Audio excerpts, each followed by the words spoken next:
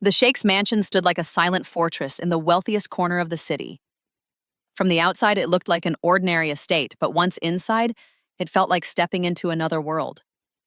One where gold shimmered from the walls and silence seemed to hold its breath. It was into this world that Hajra entered, a widowed woman with tired eyes and calloused hands, carrying the invisible weight of her two hungry daughters and years of struggle. Life had left her with few choices. When the sheikh's messenger came to her small rented room and offered work in the mansion, it felt less like an opportunity and more like a rescue. When she first met the sheikh, he spoke in a calm, commanding voice that seemed to carry both kindness and control. "My son," he said, is not like other men. He's grown in body but not in mind. His heart is that of a child and he trusts no one. Except you." Hajra looked at him in confusion. She had only met Adil once, a brief encounter when she was cleaning the mansion's garden. He had listened to her gentle words when everyone else failed to calm him. Perhaps that small moment had changed her fate. The sheikh leaned forward, his sharp gaze piercing through her hesitation. "I will pay you 100,000 riyals every month," he said. "All I ask is that you stay close to him, guide him, calm him, make him trust again." Hadra's breath caught. 100,000 riyals.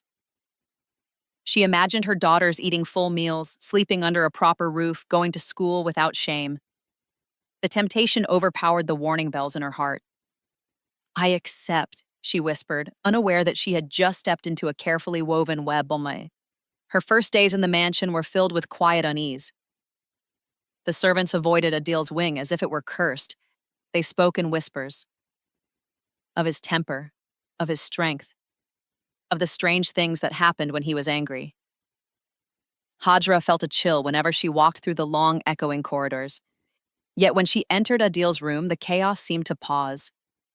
He would look at her with wide, curious eyes and obey her every word, as if her presence alone brought him peace. The sheikh watched this transformation with a faint smile. "You see," he told her one evening, "only you can control him." There was pride in his tone, but also something else. Something she couldn't name. Hajra tried to ignore it. She told herself she was doing this for her daughters, that she had finally found security. But deep inside, a strange feeling began to grow, a sense that this house, this job, and this calm-faced man were not what they seemed. It was the beginning of a story that would turn her life into a storm she could never have imagined. Days passed quietly inside the sheikh's mansion, yet Hajra felt like every moment carried an invisible tension. Adil, the sheikh's son, was unlike anyone she had ever met. A man in his 20s with the innocence and restlessness of a child. His moods shifted like the wind. Sometimes he would sit on the floor for hours, drawing meaningless shapes with his fingers, and sometimes he would shout at the top of his voice, throwing whatever lay near him. The other servants trembled at his tantrums, but with Hajra it was different. When she spoke, he would instantly stop. Her calm voice worked like a lullaby, and he would obey her commands as if they were sacred. The sheikh noticed this change with fascination. "You see," he said one evening, "even I can't make him listen. But he trusts you completely." Hajra didn't know whether to feel proud or uneasy. The way the sheikh looked at her, that calculating stillness in his eyes, made her uncomfortable. She reminded herself that she was there only for the money, for her daughters who waited back home for every riyal she earned. Then one evening, something unusual happened. Adil began shouting in the courtyard, demanding milk.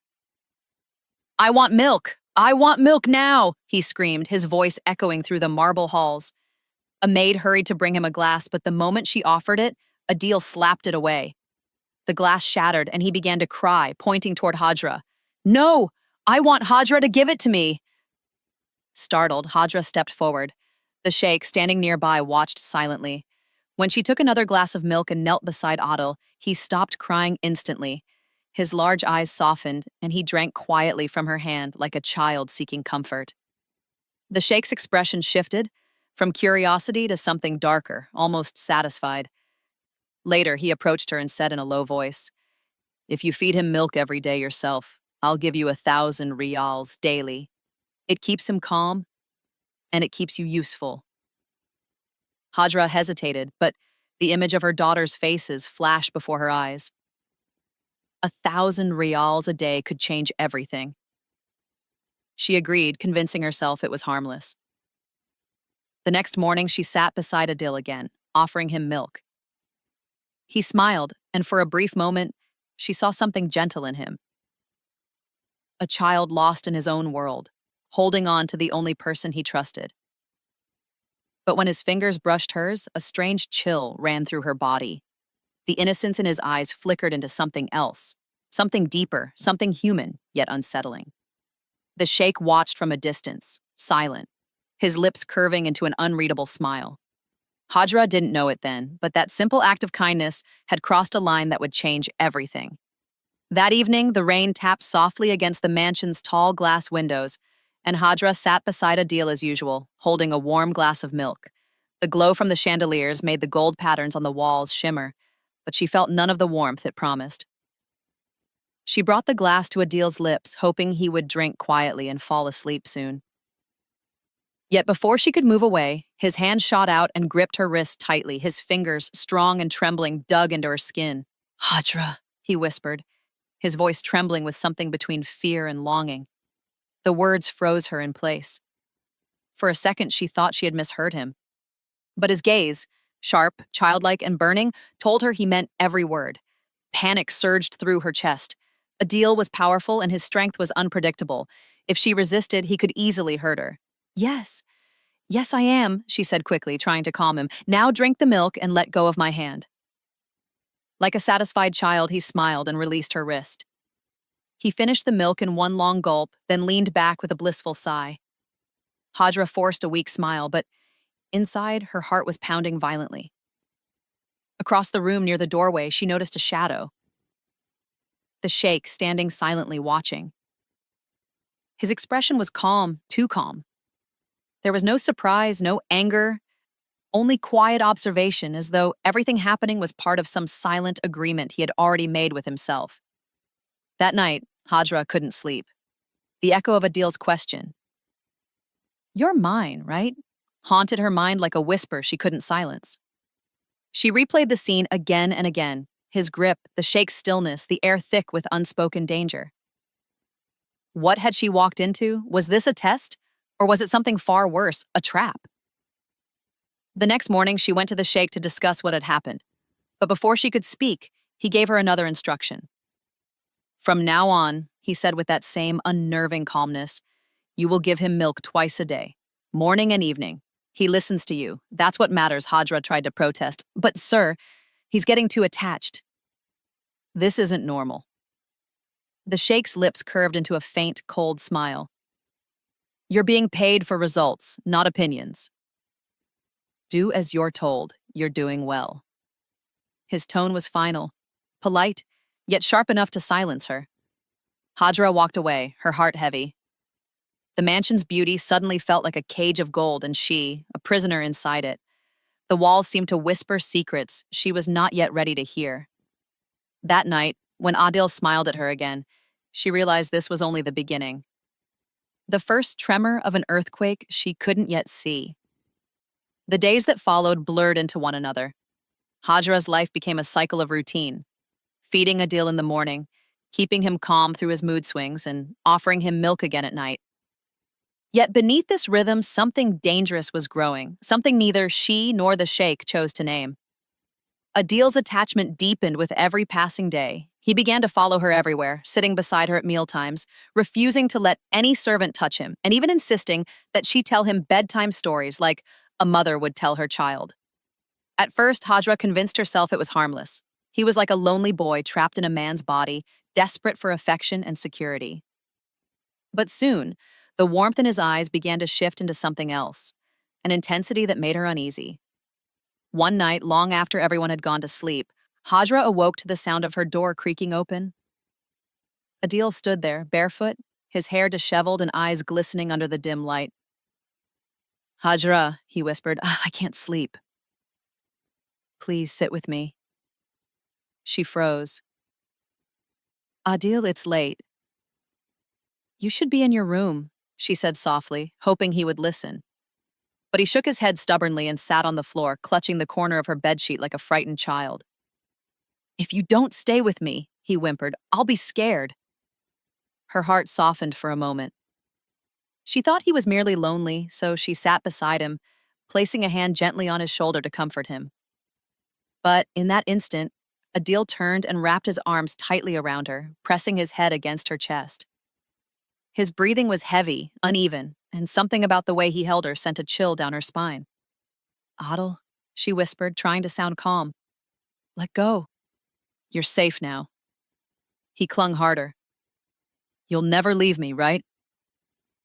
Her mind raced. He was strong, I think too strong. She didn't want to trigger his anger or panic, so she said the only thing that could bring peace at that moment.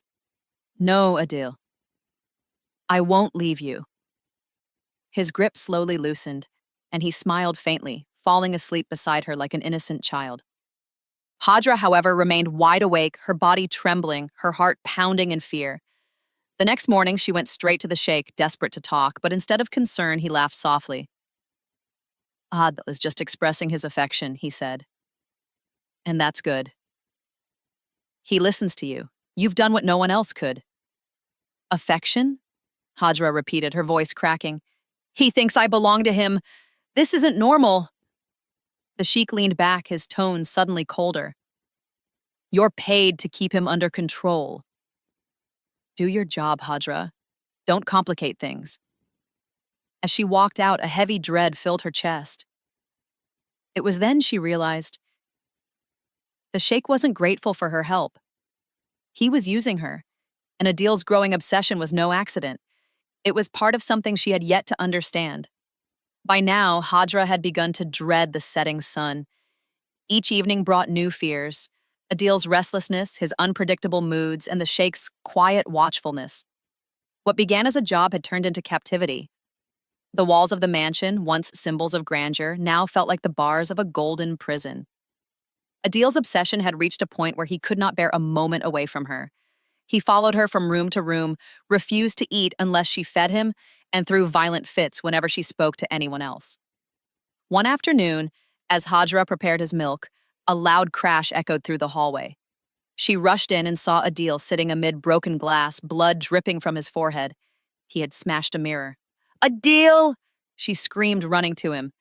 But instead of fear or pain, there was madness in his eyes. A fiery, desperate madness. If you don't promise you'll never leave me, he shouted, I'll hurt myself again. Tears filled her eyes as she pressed a cloth to his wound. Adil, stop this, please, she begged. But he pushed her hands away, trembling with rage. Promise me, Hadra, say you'll stay forever. Her voice broke. I promise, she whispered, her heart aching. I'll stay. In an instant, his anger vanished. He smiled like a child rewarded with candy, then leaned his head against her shoulder and closed his eyes. Hadra sat frozen, realizing she had just surrendered a piece of her freedom to calm his madness. That night, she gathered the courage to confront the sheikh. He listened in silence, his fingers tapping slowly on the armrest of his velvet chair. When she finished, he looked up with a faint smirk. You worry too much. He's harmless, yet just attached to you. That's a good thing. You've become his medicine. Hadra frowned. This isn't medicine. It's obsession. You're letting it happen. Why? The sheikh's eyes turned sharp. Because it works, he said coldly. For the first time in years, my son behaves like a human being. You should be proud, not frightened. But, she started, only for him to cut her off. You're being paid well. Do your job, Hadra. Leave the rest to me. His words struck her like a slap. It was then she realized. She wasn't there to heal Adil. She was there to control him, to be the leash the sheikh could never hold. He didn't care about her safety or dignity. She was just another instrument in his wealth-driven cruelty. That night, as Hadra locked her door and sat trembling in the darkness, she finally admitted the truth to herself. This wasn't employment anymore, Esau. It was entrapment, and somewhere deep down, The sheikh was orchestrating every moment of her silent downfall. The days that followed felt like walking on shattered glass. Every sound in the mansion startled Hajra. Every creak of the door made her heart jump. Adil's behavior had turned unpredictable. One moment gentle and childlike, the next filled with a feverish intensity that frightened her. He demanded her presence constantly, knocking on her door late at night, calling her name down the hallways, and watching her every move with possessive eyes. The mansion's quiet corridors had become haunted with his voice. "Hajra, where are you? Don't leave me." When Hajra refused to let him enter her room one night, Adil pounded on the door until his knuckles bled. "You promised," he screamed. "You said you'd never leave me." The noise brought servants running, but they hesitated, afraid to intervene. Finally, the sheikh appeared. To Hajra's shock, he didn't scold Adil. He looked at him with twisted satisfaction. "Let him in," he ordered in a tone that allowed no refusal. "If it calms him, let him stay." Hajra's stomach tightened in disbelief. "You can't mean that," she said. He's not in his senses." "This is wrong." The sheikh's eyes turned cold. "What's wrong is losing control of my son. You can prevent that. Do as I say." Tears filled her eyes as she whispered, "You're using him and me." He didn't deny it. "You're the only person he listens to. You should be grateful. Without you, he'd destroy everything." That night, Adil entered her room again. His face was soft, but his eyes burned with a strange fire. "Hajra," he murmured, "I can't sleep without you." She tried to reason with him, but he grabbed her wrist and pulled her close. His grip wasn't violent, it was desperate, like someone clinging to life itself. "Please stay," he whispered. "Just stay." Her breath quickened. She wanted to scream, to run, but fear paralyzed her. She could feel the sheikh's eyes in her mind, watching, controlling. "All right," she said finally, her voice breaking. "I'll stay. Just let go." Adil released her hand and lay down on the floor beside her bed, smiling faintly before falling asleep. Hajra sat in silence, trembling, tears rolling down her face. She knew this couldn't continue. It was no longer just his illness. It was a trap carefully designed to strip her of dignity and choice. The next morning, she begged the sheikh to let her leave, but his tone turned threatening. "Leave?" he said softly. "And go where? Do you think I'll let you walk away after what you know? Remember, Hajra, you're being paid for obedience, not freedom." Her heart sank. She understood then that she wasn't simply a caretaker anymore. She was a prisoner, one trapped not by chains, but by fear, manipulation, and a man's ruthless desire to control both his son and her fate. Hajra's strength was slowly fading under the weight of fear. Every day inside the sheikh's mansion felt like a war between silence and survival. She could no longer recognize the woman she had been when she first entered that golden prison. Adil's obsession had become her shadow. He hovered near her constantly, touching her hair, tracing her hands, whispering strange promises. Whenever she tried to talk to anyone, he grew angry, breaking things until the sheikh appeared, that not to stop him, but to watch with that same eerie calm. Hajra began to feel as though everyone in the mansion knew something she didn't. The servants' eyes held pity, but their lips remained sealed. Late one night, unable to bear it any longer, she found courage to confide in Zainab, the oldest maid, a quiet woman who had worked there for decades. When Hajra entered her small quarters, Zainab was sitting by a dim oil lamp, sewing an old cloth. "Zainab," Hajra whispered, her voice shaking, "tell me the truth. What is happening in this house? Why does no one speak?" Zainab's hands froze. For a moment, she said nothing. Then she sighed deeply and looked up, her eyes filled with a sadness that only years of buried pain could hold. "You're not the first, Hajra," she said softly. "Before you, there were others. Women who came here for work, just like you. The sheikh brought them under different pretexts. Caretakers, nurses, companions. None of them stayed long, at least not by choice." Hadra's blood ran cold. "What happened to them?" she asked in a trembling voice. Zainab looked toward the ceiling as if afraid the walls could hear her. "Some tried to leave. Some disappeared, and some—" Her voice broke. "Some never made it out." Their screams were silenced before dawn. Hadra felt her knees weaken. "And Adil?" she whispered. "Does he know?" Zainab shook her head. "No, the boy is a victim too. His father made him what he is. He was once gentle, until the sheikh began using him to trap others." "You're not serving a patient, Hadra. You're serving a plan." Tears blurred Hadra's vision. The reality struck her like a storm. Everything, Faz, the money, the job, the mansion's quiet, but had been a lie. The sheikh had turned his son's illness into a weapon, and she had been his next target. Zainab placed a trembling hand on hers. "Listen to me," she whispered urgently. "If you want to survive, you must leave. There's an old passage behind the storage room that leads out to the fields, but you must be careful." And the sheikh watches everything. Hadra nodded, her heart pounding. For the first time in months, a spark of courage flickered within her. She didn't know if escape was truly possible, but one thing was clear. Staying meant death. Slow, silent, and certain. That night, Hadra couldn't sleep. Zainab's words echoed in her mind like a haunting lullaby. "You're not the first." The thought of those women, lost somewhere within the mansion's walls, filled her with terror. She sat near the window, watching the moonlight slide across the marble floor, her heart pounding with one desperate thought. "I have to leave." The next morning, Adil's obsession had grown stronger than ever. He followed her into every room, calling her name over and over again. When she tried to cook, he stood beside her. When she prayed silently, he sat inches away, staring with the intensity of a man possessed. Hadra knew time was running out. The sheikh's eyes followed her too, his calmness now feeling like a mask for something far more sinister.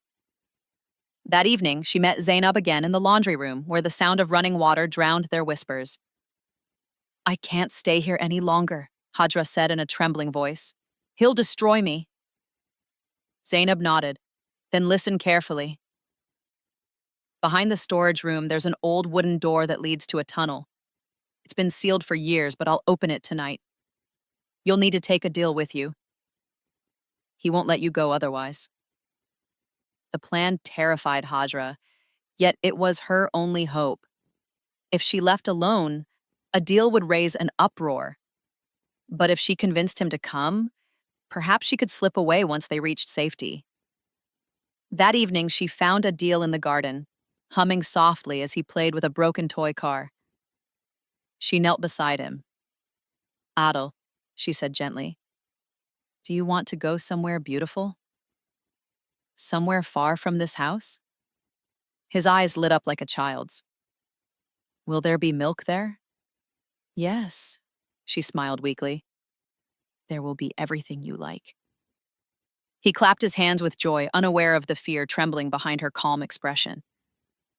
As night fell, Hadra packed a small bundle, a few clothes, some jewelry, and the money Zainab had secretly given her. The air was heavy with silence as she led Adil through the dim corridors.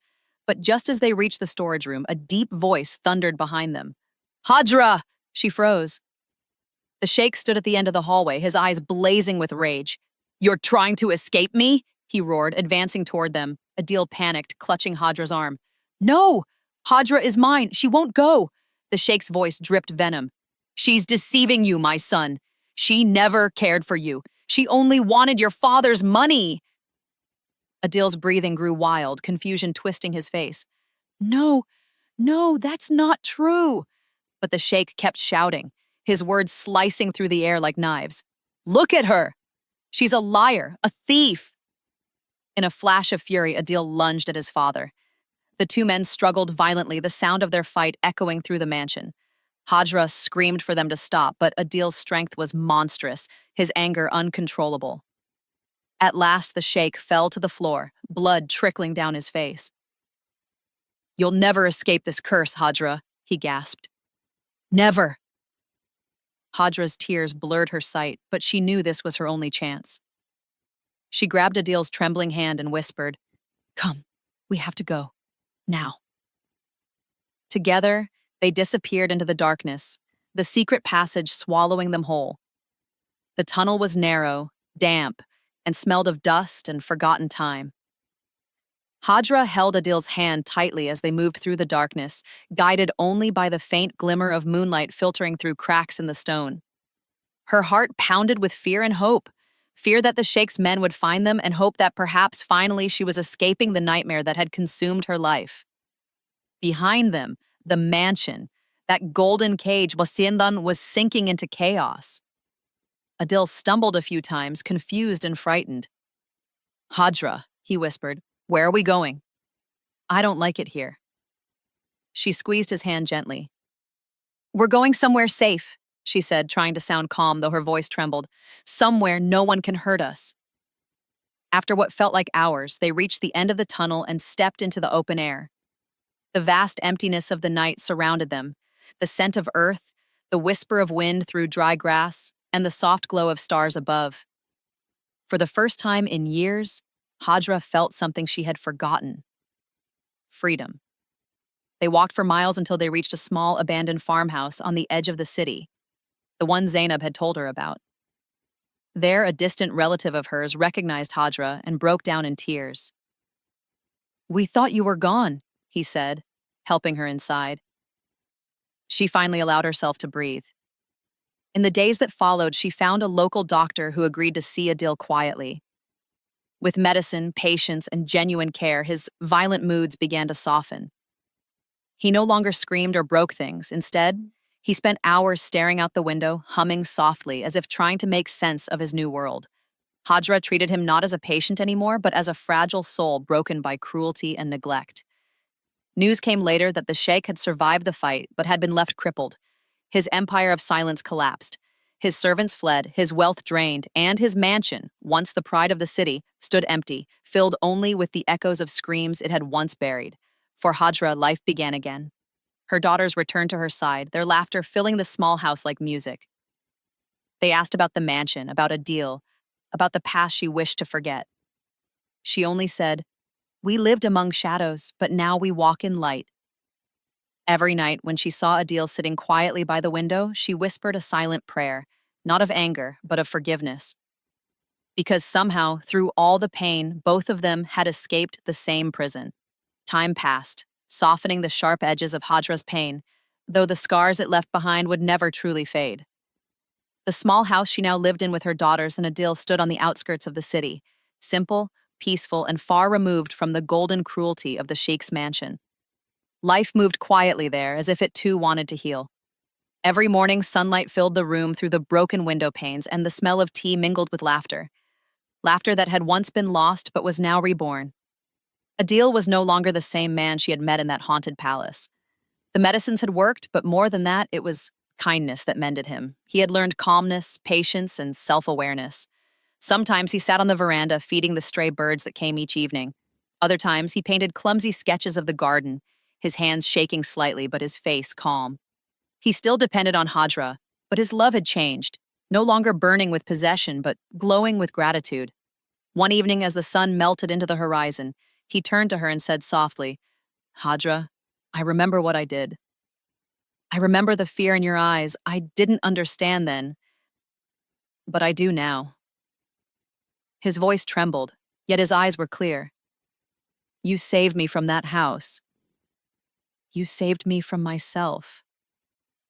Hadra smiled faintly, tears welling up. "We both saved each other, Adil," she said. "You gave me courage when I thought I had none left." He looked at her for a long moment, then spoke again. Words that would stay with her forever. "You taught me what love really means. It's not about owning someone. It's about setting them free." Days later, Adil made a decision that broke her heart yet brought peace to both of them. He asked to move into a special care home, a quiet place in the city where people like him received treatment and therapy. "I'll be safe there," he said gently. and you'll finally live for yourself and your daughters." It's time. When the day came, Hajra hugged him tightly, her tears soaking his shoulder. He whispered, "You are my mother, my guide, and my light. Promise me one thing, that you'll never look back in fear again." As his car disappeared down the dusty road, Hajra stood in silence, the evening wind brushing against her face. She whispered a prayer for him, for Zainab, for every woman who had ever walked through fire and found herself on the other side still breathing. That night, under a quiet sky, she finally understood what life had been trying to teach her: that wealth is meaningless without peace, and survival without dignity is another kind of death. Her daughters slept peacefully beside her, the stars glimmering softly above. And for the first time in years, Hajra closed her eyes. Not in fear, but in freedom.